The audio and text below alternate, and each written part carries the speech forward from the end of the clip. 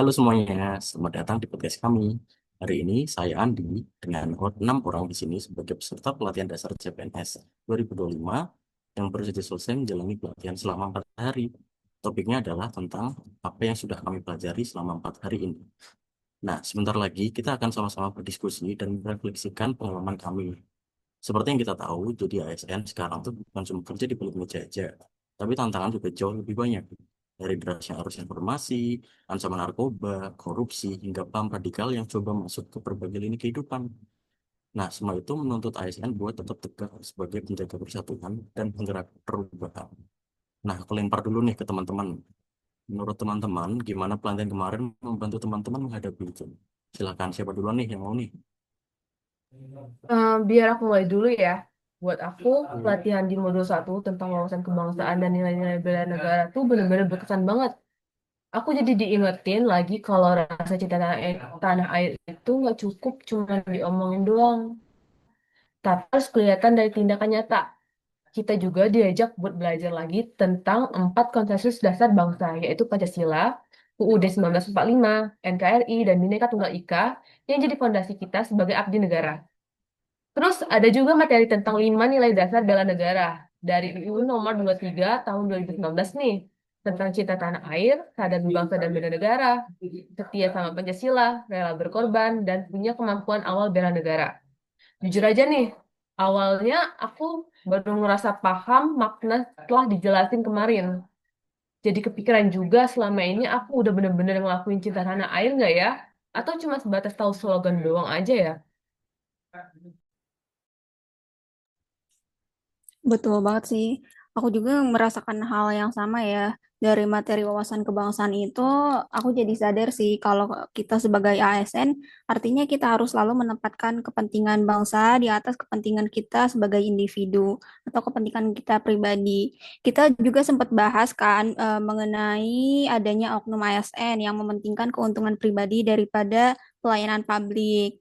Itu juga jadi semacam tamparan ya buat kita pribadi. Jangan sampai nanti kita bisa seperti itu. Nah, nilai rela berkorban benar-benar kerasa nih maknanya. Bukan berarti harus berperang di medan perang atau medan laga gitu ya. Tapi kita harus siap mengorbankan kenyamanan atau ego kita demi kepentingan rakyat gitu. Ya, misalnya siap lembur kalau misalkan diperlukan atau harus turun langsung ke lapangan membantu masyarakat.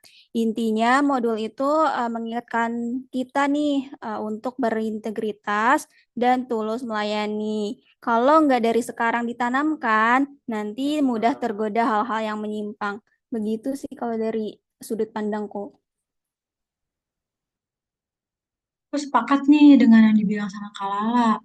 Dari materi modul analisis isu kontemporer kemarin juga, aku makin sadar bahwa betapa pentingnya kita sebagai ASN muda untuk nggak gampang terprovokasi oleh isu-isu yang belum jelas. Soalnya di medsos kan tuh banyak tuh yang berita bombastis yang bisa bikin kita emosi. Nah, dari materi tersebut, kita tuh dilatih untuk selalu cek fakta, verifikasi sumber, dan berpikir kritis sebelum bereaksi. Nah, kenapa hal tersebut penting? Karena sebagai ASN, kita itu dituntut untuk jadi panutan. Kalau kita sendiri gampang termakan hoax, gimana masyarakat bisa percaya sama kita? Nah, materi di modul juga menekankan hal yang sama, bahwa ASN harus punya kesiapsiagaan mental dalam menghadapi isu-isu kontemporer. Di modul juga disebutkan bahwa ada banyak ancaman yang bisa memecah belah bangsa, mulai dari hoax di media massa, narkoba, korupsi, bahkan sampai radikalisme maupun serangan cyber.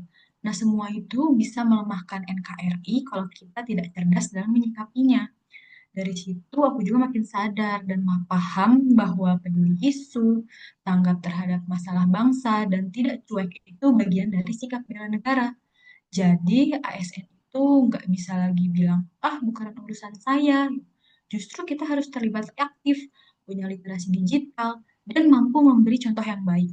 Dengan begitu, kita bukan hanya bekerja sebagai pelayan masyarakat, tapi juga menjaga persatuan bangsa di tengah derasnya isu-isu kontemporer. Aku gitu sih.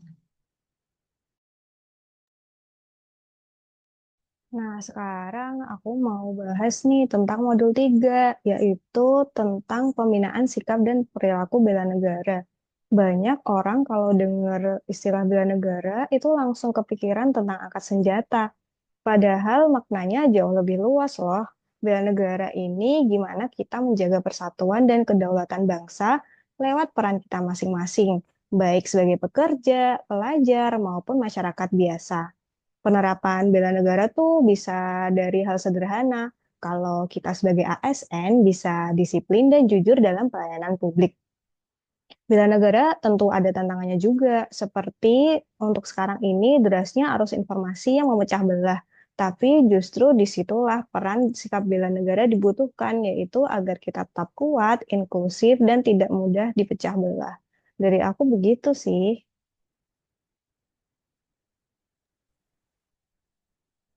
Terus juga di hari terakhir, kita kan belajar modul 4 ya, yaitu tentang teknik analisis isu strategis.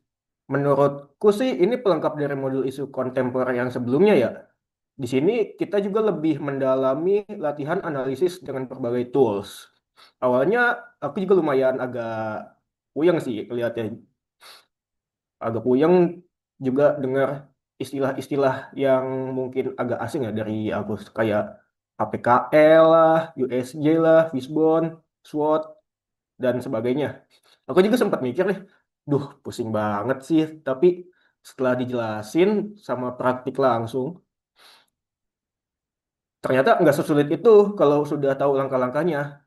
Pada modul ini juga aku belajar bahwa tahapan penyelesaian isu tuh dilakukan secara sistematis.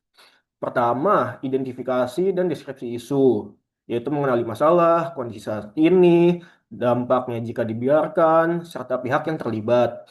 Kedua, memilah atau menapis isu, misalnya dengan teknik APKL, yang mana itu kepanjangannya aktual, problematik, kekhayalakan, dan kelayakan.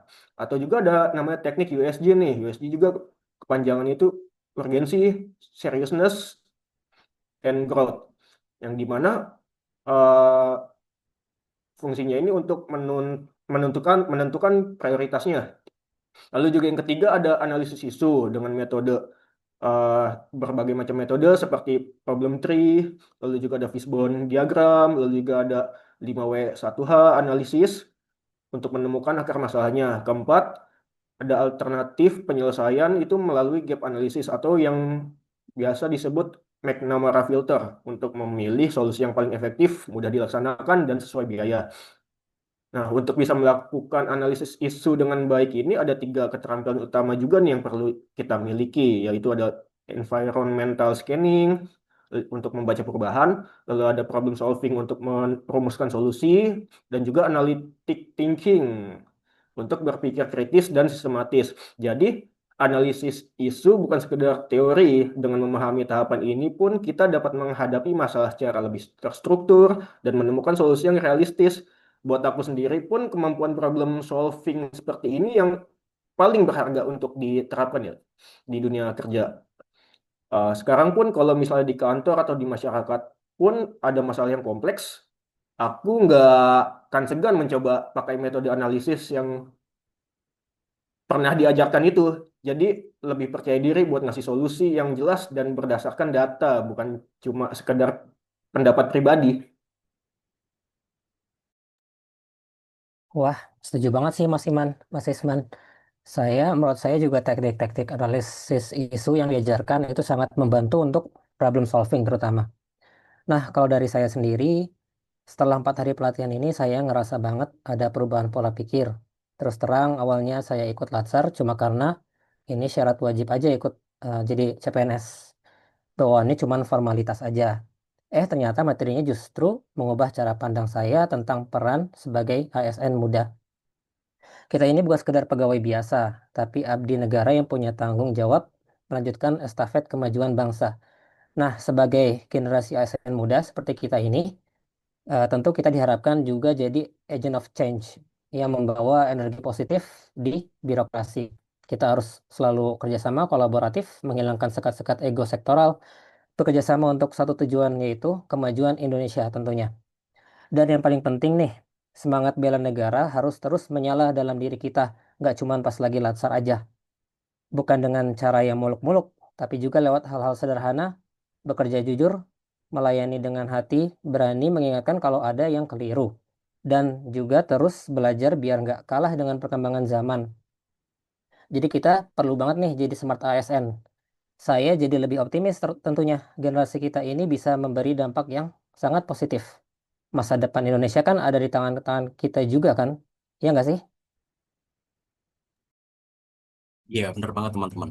Kalau bisa aku tarik benang merahnya ya, selama 4 hari pelatihan ini, aku sih sendiri merasa banget ada banyak perubahan pola pikir. Terus terang dari awalnya mungkin baru ikut latar cuma karena syarat wajib CPNS saja. Terus bawahnya ya karena formalitas jadi ya gitu-gitu aja lah. Terus ternyata setelah dapat materi, bukannya terus-terusan kayak gitu, justru berubah cara pandangku sebagai ASN muda. Kita tuh bukan sekedar pegawai biasa, tapi juga abdi negara yang punya tanggung jawab melanjutkan estafet kemajuan bangsa. ASN muda juga seperti kita ini diharapkan jadi agen perubahan yang membawa energi positif di birokrasi. Kita harus kolaboratif, menghilangkan sekat-sekat ego sektoral, bekerja sama untuk satu tujuan dalam diri kita. Bukan hanya dengan cara muluk-muluk tok, tapi lewat hal-hal sederhana seperti bekerja jujur, melayani dengan hati, berani mengingatkan ke sesama ASN kalau ada yang keliru, dan terus belajar biar nggak kalah dengan perkembangan zaman. Kalau aku sih lebih optimis ya, generasi kita ini pasti bisa memberi dampak positif bagi masa depan Indonesia. Nah, diskusi santai kali ini nunjukin kalau pelatihan laser ini bukan cuma tentang pengetahuan, tapi juga pembentukan karakter. Semoga apa yang kita dapatkan bisa terus diinternalisasi dan dipraktikkan ketika kembali ke instansi masing-masing. Terima kasih untuk semua peserta yang sudah ikut memberikan pendapat dan juga makasih banget untuk para pendengar podcast ini. Dan semoga juga bisa ngambil manfaat dan semangat dari obrolan kita. Sampai sini dulu podcast kali ini. Saya dan rekan-rekan pamit. Sampai jumpa di episode berikutnya. Dadah.